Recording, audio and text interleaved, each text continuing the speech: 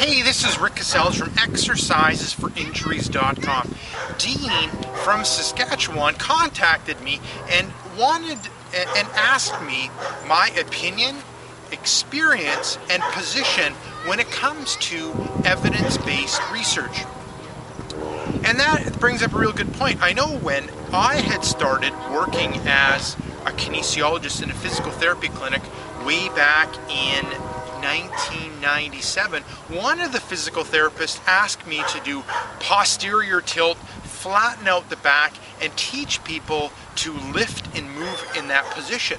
Now, as we know, evidence has shown us that that's kind of incorrect. What you're trying to do is maintain the spine in neutral, maintain the curve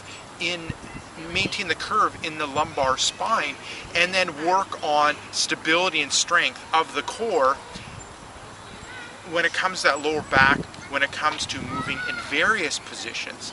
Now, that whole idea of posterior tilt might have been what was accepted in the 70s and 80s, but then in 2000 and on, the research has showed otherwise. So kind of going on that's an example of my experience when it comes to evidence-based research and that changing of the idea of maintaining the curve, keeping the pelvis where it is, working on core strength and endurance evolved out of the research. So I find when it comes to my practice and working with my clients, it's very important to look at the research and what new research is out when it comes to various injuries. So I have maybe 20 to 30 journals that I'll look at in a month. So a lot of times I'll look at 4 or 5 of them throughout the week to see what's new when it relates to my work, which is dealing with injuries. So in my opinion, it's very important for a kinesiologist or an exercise physiologist to take the time to see what's new in the research, to see if what they're doing is correct, to see if there are new techniques that they can end up doing to get better and faster results for their clients, and to see if there's anything that they're doing that is making things worse.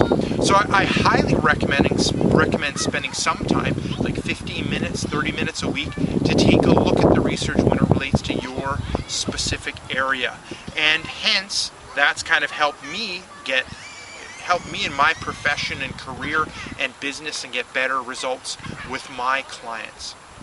So I highly recommend spending some time doing the research, and it'll definitely differentiate you from the rest of the people, because a lot of people don't take the time to do the research to see what is new out there.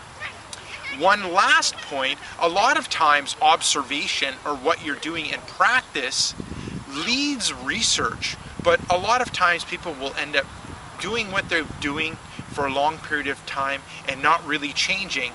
So leaning to, always trying new things and leaning towards the research always helps you growing and getting better results and improving.